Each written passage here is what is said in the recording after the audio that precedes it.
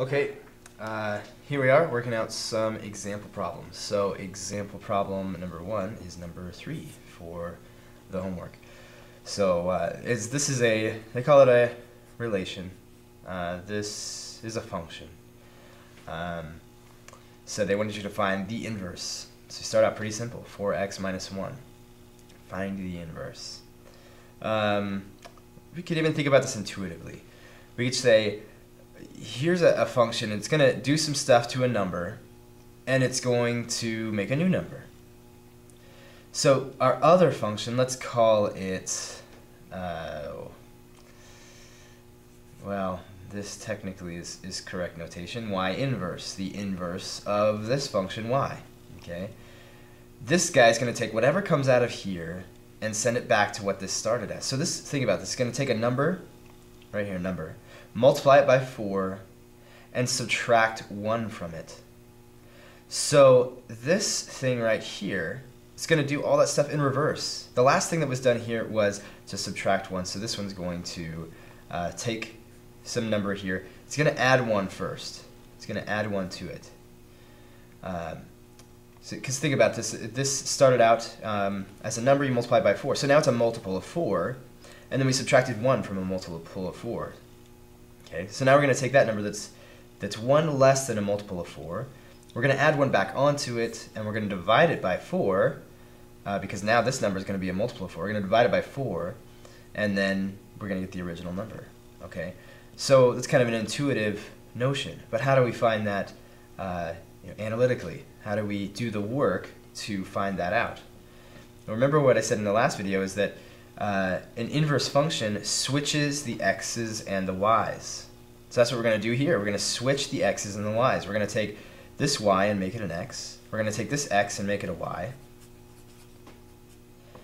And what are we going to do next? We're going to, well, functions, we don't like them to be x equals, we like them to be y equals. So we're going to solve for y. Well, let's solve for y. We're going to add 1 to both sides.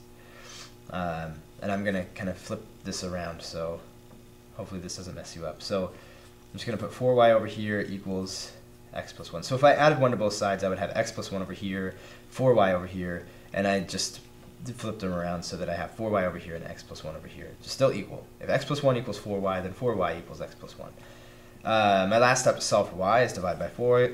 Divide by 4, y equals x plus 1 over 4. Exactly what we thought it was intuitively. Okay, I'm going to scratch this out so I don't waste paper and do number 11. So that was 3. Here's 11. 11 is the last one in this little mini section. Negative 3/5 x plus 7/5. Okay, so I'm going to switch the x's and the y's. And I'm going to solve for y. Okay, solve for y, get y by itself. Well, the first thing I'm going to do is subtract 7/5. X minus 7/5 equals negative 3/5 y. Alright. Now, to get y by itself, what do? I want to cancel out this negative. So I'm going to say multiply by a negative something to get rid of this, make this a positive. And then I want to cancel this out. I'd like the number in front of the y to be a positive 1. So now the negative and negative is going to make it positive. If I multiply by the reciprocal of this guy right here, the 5 is going to cancel the 5, the 3 is going to cancel the 3. I'll have a positive 1. So let's do that over here. Negative 3/5. Or sorry, 5/3. Negative 5/3. That's a 5 over a 3. Negative 5/3 times x? No. It's negative 5/3 times this, so we need to do negative 5/3 times this entire side here. Okay, so now I'm gonna write y on the left side. I'm gonna write what's over here on the left side and write this stuff on the right side. So I'll just write this again: negative 5/3 times x minus 7/5, and then I need to distribute this negative 5/3 throughout these parentheses. Negative 5/3 times x is negative 5/3 x. Negative 5/3 times negative 7/5, first of all, is positive. Negative times negative is positive. if I'm multiplying these two fractions, refresh yourself in multiplying fractions if it's rusty. 5 is going to cancel with 5, so I'm left with a 1 and a 1 there. So 7 times 1 over 1 times 3, 7/3. And there's the inverse. Y equals negative 5/3 x plus 7/3 is the inverse. Okay.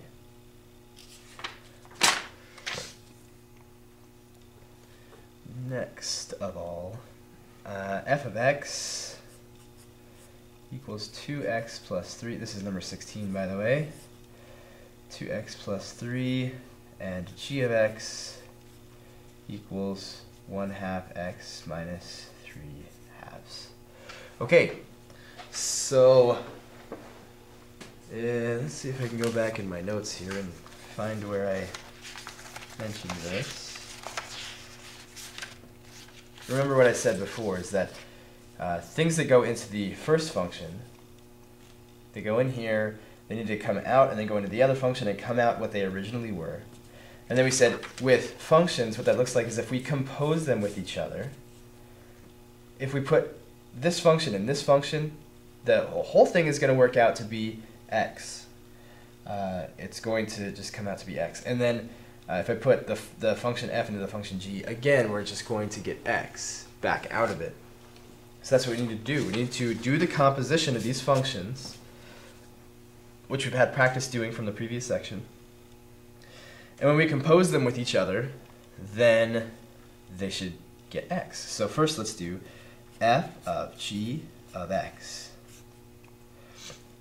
Okay, so I'm going to start writing f, and wherever I see an x, okay, I was going to write an x, except for now I'm going to, where there is an x, write all of g of x. 1/2 x minus 3/2 plus 3. Voila. Okay, now I need to distribute the 2. Okay, 2 times 1/2 x. 2 is going to cancel with the 2. I'm just left with x. 2 times negative 3/2. Well, the 2 is going to cancel with the 2, and I'm left with just the negative 3. So this part is x minus 3, plus 3 is from there, and that's just x. You see f of g of x is x. But again, you can't stop here. Sometimes you can do this one way, and this will work out, and then you go the other way, and it doesn't work. Odd as that may sound, it happens. So I'm going to start writing g, but instead of writing x for g, I'm going to write f of x, because I can see that's what's here, right? This used to be an x, now it's an f of x. This used to be an x, now it's going to be an f of x. So 2x plus 3 minus 3/2, right? That's the rest of g of x.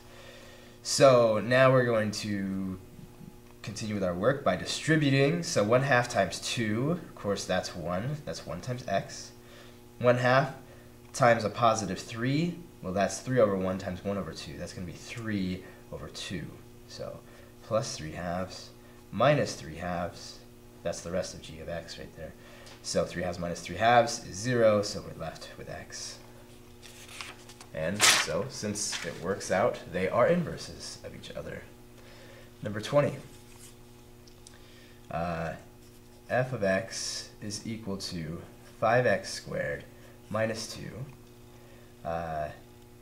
for x's which are greater than 0, and g of x is equal to x plus 2 over 5 to the 1/2. Okay. So, what this is saying is that we're only going to put in 0 and positive numbers into this function. Alright? Which means that, well, we'll talk about what I'm getting at in just a second. We'll talk about this. Restricted domain is what we call this. We'll talk about that in a minute. Alright, let's start out. Let's do f of g of x. Alright, so I'm going to start writing f. Wherever I see an x, I'm going to write g of x. I'm not going to write x. In the parentheses, I'm going to write g of x. X plus 2 over 5 to the 1/2. That's this entire function. raise this to the second power because of x squared in f of x. Let's get to work. All right, so what's the first thing that can happen? Well, I see these exponents, and exponents raised to an exponent means multiply the exponents. 1/2 times 2, that's 1. So now I'm just left with 5 times x plus 2 over 5 minus 2. Okay, these guys cancel each other out. You're seeing all this canceling happen. That's what inverses do to each other. Okay, so 5 times x plus 2 over 5. Well, they're fractions times each other. The 5 is going to cancel the 5. I'm left with x plus 2 and then minus 2. So x plus 2 minus 2, clearly x. Okay, let's do the other one. We have to do both. G of f of x equals... Okay, the first thing I was going to do was write x, but I'm going to write f of x first. So, or instead, f of x is 5x squared minus 2 plus 2 over 5, right, plus 2 over 5, that's the rest of g of x, to the 1/2. All right, let's do all this business in here first. Well, minus 2 plus 2, that's 0, so we get 5x squared over 5 to the 1/2. 5x squared, so 5 and 5 will cancel each other, x squared to the 1/2. So now we're going to do the exponents times each other, and we're left with x. Okay. So, but think about these two graphs as they normally are. This is a parabola. I'm just going to really simply talk about this for a second. This is like a parabola. Remember, a parabola is this swoopy U-shaped thing. Its inverse would be a reflection over the y equals x. So it would be like this. This would normally not be a function. What this is saying is let's limit our inputs to 0 and greater. So see, they're limiting this. So we could limit this to outputs which are 0 or greater. So that's why they put the stipulation on here to guarantee that this is going to be a function. Okay, that's all that was about. If we didn't limit that, then we would have the original shapes, and then this wouldn't be a function, so it couldn't be an inverse function because it's not a function to start with. Okay, so that's what that is talking about. So that's what 16 and 20 were about. 16 and 20 were about verifying that they were inverses. 23, so we're finding inverses. Finding inverses, but maybe more complicated examples. 23, f of x is equal to 4x to the 4th for values that are greater than or equal to 0. Okay, remember that this is just because this is an even power, and we can suspect that the inverse is going to be something with an even root, since a root is going to undo a power, and so that's all this is about. It's just making sure that we limit this input so that we limit the output of what's hopefully the inverse, so that it is a function. So to find the inverse, let's think of this f of x as a y, just to make our work a little simpler to imagine. We switch the x's and the y's again, just like before, and we solve for y. To solve for y, first I want to get the y stuff by itself, so I'm going to divide by 4.